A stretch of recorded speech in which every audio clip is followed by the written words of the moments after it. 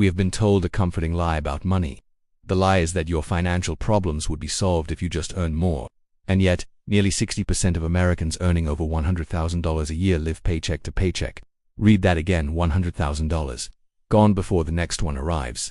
How is this possible? How can a river of wealth flow through a home and leave behind nothing but dry rock? The answer isn't in a textbook. It's not in a guru's seminar. It's in a cramped apartment in the year 2003. It's the story of a young couple, Jesse and Julie, and the quiet desperation that would accidentally rewrite the rules of personal finance forever.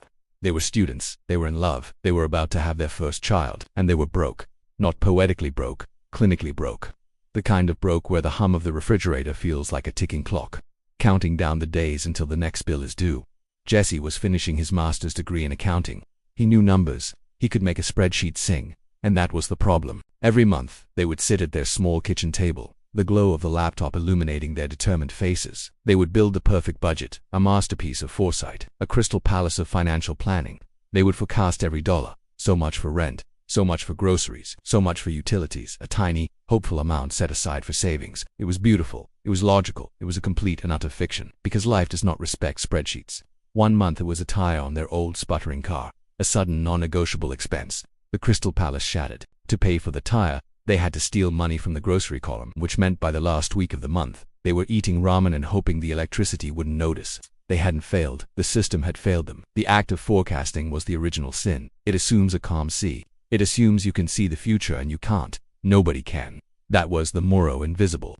The invisible wall they, and millions like them, kept slamming into. The old way of budgeting was based on a lie. The lie of a predictable future. It was a weather report for a month from now. Useless in a hurricane. Every time an unexpected expense arrived, it wasn't just a financial problem, it was a moral failure.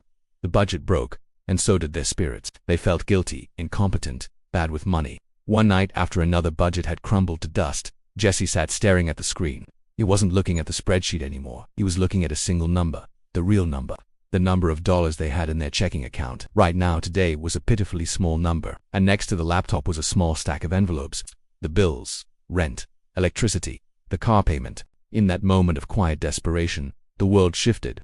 He wasn't an accountant looking at a forecast. He was a survivor in a bunker, looking at his remaining rations. The question changed. It was no longer, what do we think we will spend this month? It became, what does this money, this tiny pile of money we have right now, need to do for us before we get another dollar? That was La Chispa de Genio. It was a revolution. He wasn't looking at the sky, trying to predict the rain. He was looking at the buckets he had, and deciding where to place them to catch the water that was already falling. He stopped being a fortune teller and became a commander. He abandoned the spreadsheet of the future and opened a new one, a blank one. He looked at the meager number in their bank account. He looked at the stack of bills, and he began to build. He didn't know it then, but he was forging a new machine. El corazón de la máquina. It wasn't built on theory, it was built on survival. The first piece he forged was the commander. This was the heart of the new system. It was a simple, brutal rule. Give every dollar a job. He took the total amount in their account and gave every single cent a mission. This dollar, your job is to pay for rent. You, the next 20, your job is to buy milk and bread. You over there, you're on guard duty for the electricity bill. He wasn't forecasting. He was assigning. He was deploying his troops, no matter how few he had. There was no savings category. There was no tire fund or future diapers platoon. The money wasn't a vague cloud of potential. It was an army, and he was its general. But an army that only fights today's battles will lose the war. Jesse knew that larger, predictable ambushes were coming. The car insurance, due every 6 months, Christmas, a guaranteed assault on their finances every December. These weren't emergencies. They were predictable, non-monthly expenses. So, he built the second part of the machine, the SIA. This organ's job was to embrace your true expenses. Instead of being shocked when the $600 car insurance bill arrived, the SIA would break it down, $100 a month. He created a new job for $100 of his dollars every month. Car insurance ambush fund. When the bill arrived 6 months later, it wasn't a crisis. It was a planned-for event. The money was already there, waiting a silent legion ready for its one day of battle. The SIA turned financial panic into boring predictability. The most profound piece came next. It was the solution to the problem that had shattered every budget they had ever made. He called this piece the Weaver. Its purpose was to roll with the punches. One afternoon, Julie called. The doctor's visit cost $20 more than they'd planned for. In the old world, this was a catastrophe. The budget was broken. Failure, guilt, ramen. But with the Weaver, everything changed. Jesse looked at his army of dollars. He saw the dining out category had $50 assigned to it. He was the commander. He could redeploy his troops. He took $20 from the dining out squad and moved them to the medical squad. That was it. No drama, no guilt. The budget didn't break. It bent. It adapted. The Weaver gave the system flexibility. It acknowledged that life is messy and unpredictable. It gave them permission to change their plan without feeling like they had failed it.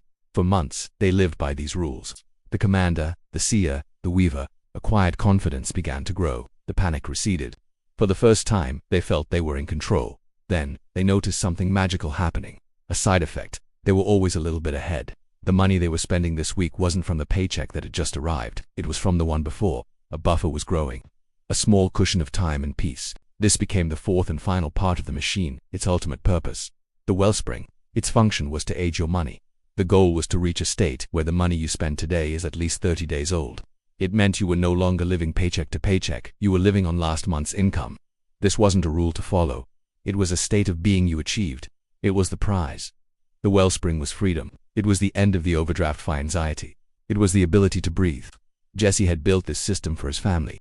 He wrote a small piece of software to help them manage it. He called it, with the simple clarity of a man who has solved his own problem, "You need a budget, YNAB." Now, we come to Alespeo, the collision. Think about the last time you stood in line for coffee. You pulled out your phone, opened your banking app, and held your breath for a second before you looked at the balance.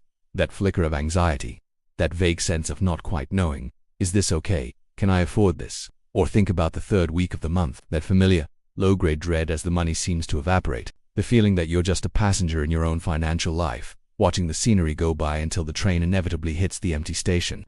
The frustration, the guilt, the feeling that you must be doing something wrong, that you're just bad with money. That cold knot in your stomach is not your failure. It is the ghost of the forecast.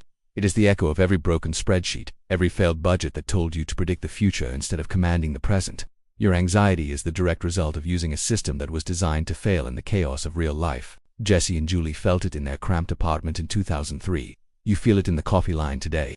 It is a shared, inherited pain from a broken idea. The idea that a budget is a prediction. That lie is now shattered. What Jesse built in that apartment wasn't just a piece of software. It was a philosophy, a new way of seeing. And it leads to El Nuevo Amanece. A budget is not a cage of restriction. It is a blueprint for permission. When you give every dollar a job, you're not telling yourself no. You're telling your money yes. You are giving yourself permission to spend on vacation. Because you have a category named Trip to the Beach and you've been faithfully deploying troops to it for months. You can buy the expensive shoes without guilt because the awesome shoes fund is full and ready for its mission. The system doesn't care how much money you make. The commander gives orders to an army of $10 with the same authority as an army of 10,000. This is why a person earning $30,000 can feel richer and more in control than a person earning $150,000, who is still a slave to the forecast. The lie that you need to earn more to be in control crumbles to dust. Control comes not from the size of your income, but from the clarity of your intention. You are not bad with money. You have been using a bad map. You have been trying to navigate a wild and unpredictable jungle with a tourist map of a city that doesn't exist. The new frontier is not about earning more, cutting back more, or finding the perfect investment. It is about closing the gap between your money and your life.